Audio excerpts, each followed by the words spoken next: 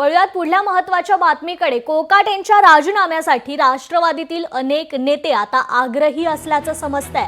कोकाटेंच्या जागी आपली वर्णी लागावी यासाठी अनेक जण इच्छुक असल्याची माहिती सूत्रांकडून प्राप्त होतीये। कोकाटेंच्या राजीनाम्यासाठी एनसीपी नेते आग्रही असल्याचं समजतंय। कोकाटेंच्या जागी वर्णी लागण्यास अनेक जण इच्छुक असल्याची ही सूत्रांची माहिती आहे। तर राष्ट्रवादीचे अनेक आमदार कृषी मंत्री पदासाठी आता इच्छुक असल्याचं सूत्रांकडून समजतंय।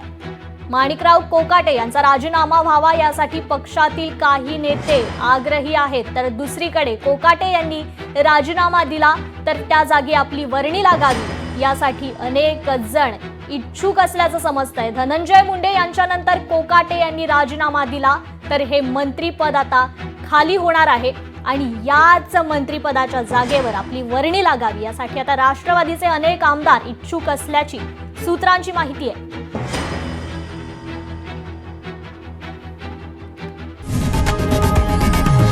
लोकशाही मराठी ऐका, पहा, जागरूक रहा।